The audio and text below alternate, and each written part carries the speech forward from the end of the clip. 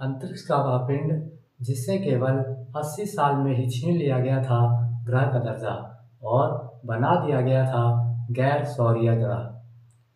यह किस्सा है ग्रह रहे प्लूटो की, जिसे खोजा था खगोल शास्त्री क्लाइड टॉमबर्ग ने 18 फरवरी 1930 को।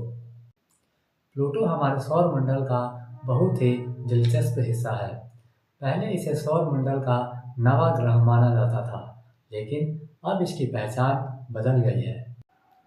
जैसे हमारे परिवार में दूर के चाचा, मामा, भैया होते हैं, वैसे ही प्लूटो भी सौर मंडल में दूर का सदस्य है। लेकिन ऐसा नहीं कि लोग इससे दूरी बनाते हो।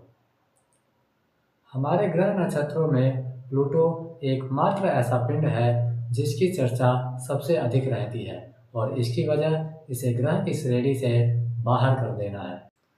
अंतर्राष्ट्रीय खगोलीय संघ ने वर्ष 2006 में प्लूटो को ग्रह की श्रेणी से बाहर कर बौने ग्रह या गैर सौरीय ग्रह की श्रेणी में शामिल कर दिया था।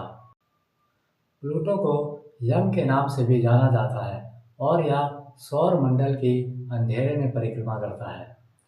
यह सौर मंडल का सबसे बड़ा बौना ग्रह है और इसकी खोज 18 फरवरी 1930 में हुई थी।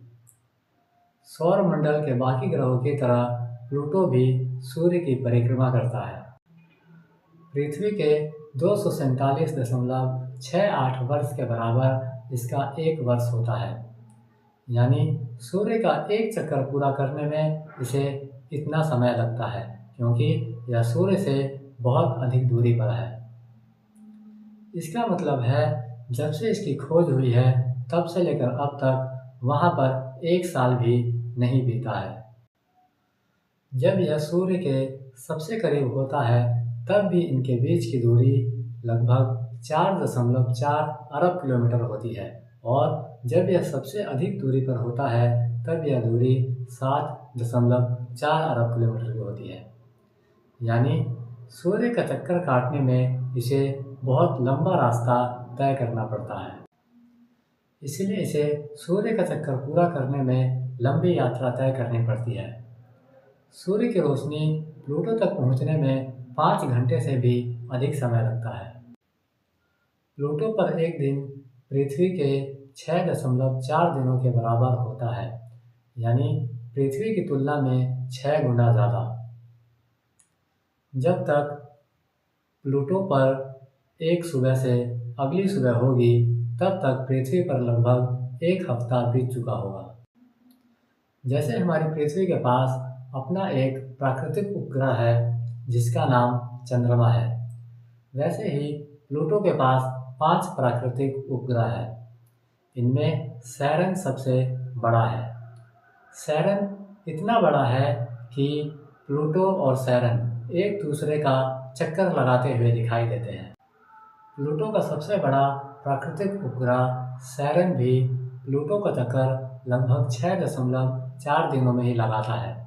इसलिए वह आकाश में एक ही जगह पर स्थिर दिखाई देता है। वह कभी डूबता या उगता नहीं है। आकार में प्लूटो बहुत छोटा है। इसे ऐसे समझो कि यह हमारे चंद्रमा का 1/3 भर ही है। इस नन्हे उस्ताद को आंखों से नहीं देखा जा सकता। इसे देखने के लिए दूरबीन का सहारा लेना पड़ता है।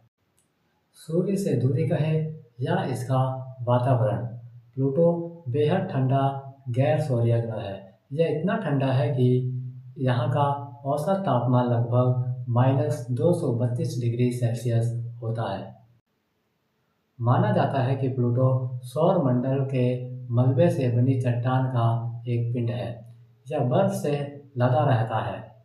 इसके वातावरण में नाइट्रोजन, कार्बन मोनोऑक्साइड और मीथेन के अस्तित्व मिलते हैं। प्लूटो की धुरी 120 डिग्री पर झुकी हुई है, जिस कारण सूर्य की परिक्रमा करते समय इसके जलवायु में परिवर्तन देखने को मिलता है। यह इतना ठंडा है कि नाइट्रोजन और कार्बन मोनोऑक्साइड जैसी गैसें भी यहाँ पे बर्फ में बदल जाती हैं। 2015 में न्यू होराइजन्स अंतरिक्ष यान ने प्लूटो की एक तस्वीर ली थी, जिसमें उसकी सतह पर बड़े दिल के आकार का ग्लेशियर दिखाई दिया था। वैसे तो ये अपनी स्पेसिफिक ऑर्बिट में ही रहता है, लेकिन अब सौर परिवार का सबसे छोटा सदस्य है, तो यह एक शरारती बच्चे की तरह कभी-कभी नेपच्यून की ऑर्बिट के अंदर भी चला जाता है। इसकी ये शरारत इस पर तब भारी पड़ी जब नाराज टीचर की तरह विज्ञानियों को मालूम हुआ कि ये नेपच्यून की ऑर्बिट के अंदर भी प्रवेश कर जाता है। बस इसका इसी व्यवहार इसको ग्रह की श्रेणी से बाहर करने में प्रमुख वजह मान लिया गया। बाकी ग्रहों की तुलना में इसकी ऑर्बिट अधिक होना भी एक वजह मान लिया गया इसको ग्रह की श्रेणी से बाहर करने का। खगोल विज्ञानियों का कहना है कि वास्तव में प्लूटो की दुनिया बेहद जटिल और आश्चर्यजनक है, जिसमें जीवन की संभावना नज़र नहीं आती। उनका मानना है कि प्लूटो पर अभी कई रहस्य छिपे हैं, जिनका भविष्य में खुलासा अवश्य होगा।